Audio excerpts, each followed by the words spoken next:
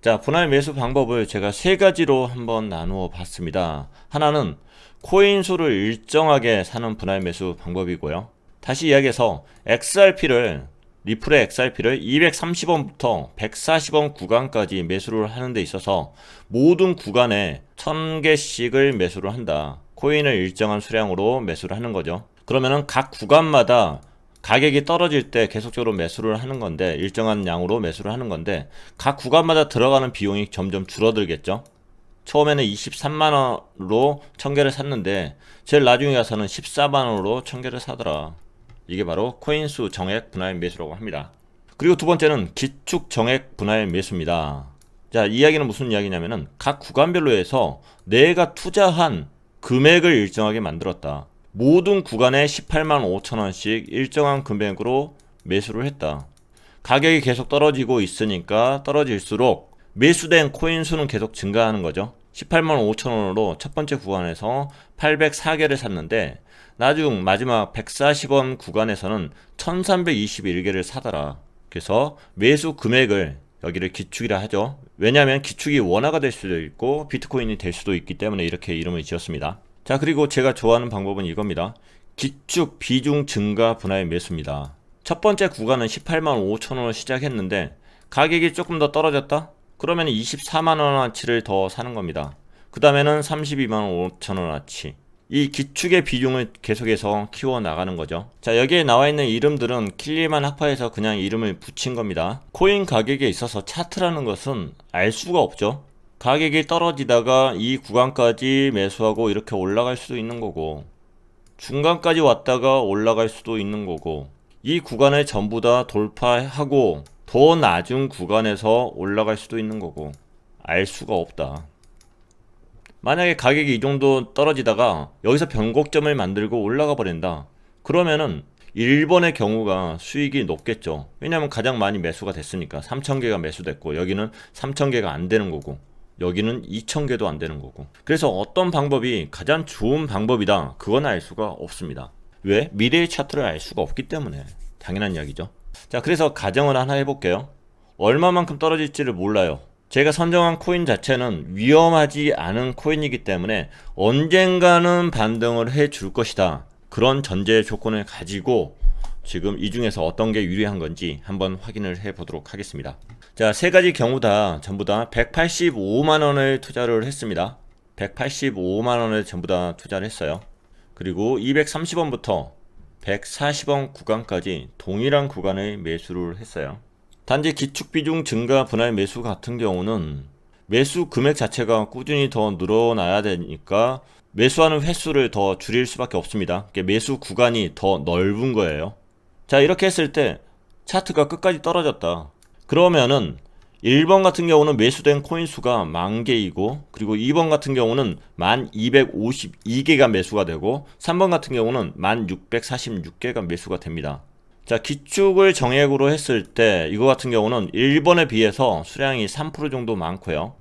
3번 같은 경우 기축의 비중을 계속 증가시켰을 때는 1번보다 6%가 많고, 그리고 2번보다 4%가 많더라. 그렇기 때문에 차트가 바닥을 찍고 다시 올라갔을 때 더 많은 수익을 남기는 쪽은 바로 기축 비중 증가 분할 매수 방식이다. 이걸 설명을 안 했구나. 자, 코인 수를 정액으로 했을 때, 이렇게 했을 때 딱 1000개로 정액을 했죠. 그럼 평단은 어디다? 가운데다. 딱 가운데 정도가 나오겠죠. 자, 기축을 정액으로 했다. 매 구간 동일한 금액만큼 매수를 한 거죠. 그럼 코인 수는 어떻게 분산된다? 이렇게 분산되더라. 위는 작고 내려갈수록 더 많더라. 그렇기 때문에 평단이 그것보다는 조금 더 낮게 형성되겠죠. 여기는 185, 여기는 182 평단입니다. 그리고 기축의 비중을 더 증가를 했을 때 이 삼각형 형태가 더 뚱뚱하게 만들어지겠죠. 그러면서 평단은 174, 조금 더 낮아지는 거죠. 자, 이 평단의 차이가 크게 안 느껴질 수 있습니다. 충분히 그럴 수 있어요. 그리고 이렇게 매수된 수량 증가의 차이가 크게 안 느껴질 수도 있어요. 왜 크게 안 느껴지냐면은 구간 자체가 230원에서 140원까지 떨어졌을 때 구간만 생각해서 그래요. 자, 구간을 조금 더 늘려볼까요? 자, 이번에는 만약에 XRP를 600원부터 분할 매수를 150원까지 했다, 이렇게 생각을 해볼게요. 여러분이 보시기엔 평단은 아까와 비슷하게 보일 수 있습니다. 375원, 312원, 291원. 매수된 구간이 넓을수록 그 차이는 커지는 거죠. 자, 매수된 물량을 보면은 1번 코인수 정액 방법은 4935개지만은 2번 기축 정액 방법 같은 경우는 5932더라. 즉 1번 방법보다 무려 20%가 더 상승된 물량이다. 같은 돈으로 20% 더 많은 물량을 매수할 수 있더라.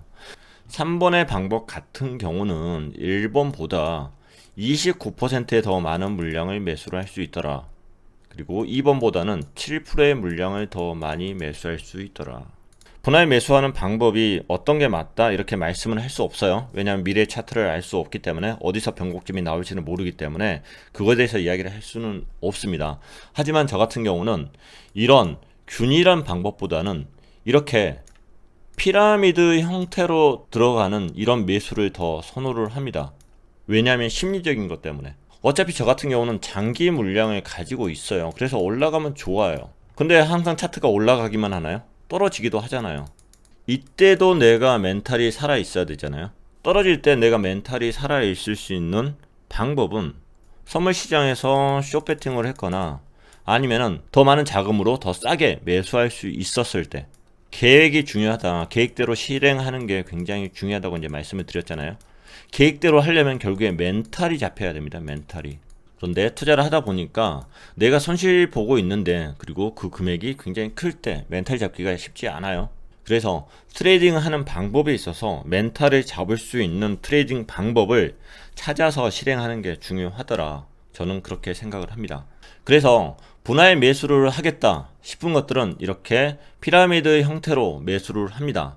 그리고 제가 아까 인슈런스 자금에 대해서 이야기를 했죠. 그래서 이렇게 분할 매수하는 자금만큼의 자금을 인슈어런스로 놔둡니다. 그리고 1번의 자금 같은 경우는 매수를 목적으로 하고 2번의 자금은 매수를 목적으로 하지 않습니다. 가능한 매수가 안 되기를 바라는 마음으로 한참 기다렸다가 일부 구역을 꽤 많이 비워놓은 상태에서 세팅을 합니다. 그리고 때에 따라서는 인슈어런스에 인슈어런스도 준비를 하기도 합니다. 자, 그래서 리플을 예로 든다고 하면은 제가 만약에 400원대 구간 여기에서 분할 매수를 해야겠다 생각을 한다고 하면은 스윙의 경우입니다. 스윙의 미래 차트는 알 수가 없죠. 아마 여기까지 분할 매수 구간을 깔았을 겁니다. 여기까지 분할 매수를 깔았는데도 불구하고 현재 가격을 보면은 바닥이죠. 이렇게 많이 떨어질지도 예상을 못했을 거고요. 그리고 인슈어런스는 일단 시장 상황을 지켜보면서 기다렸겠죠. 그랬더니 여기 바닥까지 찍고 여기까지 올라갔더라. 그래서 만약 인슈어런스를 깐다고 하면은 이전 저점 160원 구간부터 깔지 않을까 이렇게 생각을 합니다. 조금 더 공격적으로 한다면 이것을 살짝 올려도 되겠죠. 그것은 본인들 투자 성향에 대해서 맞추면 되는 겁니다.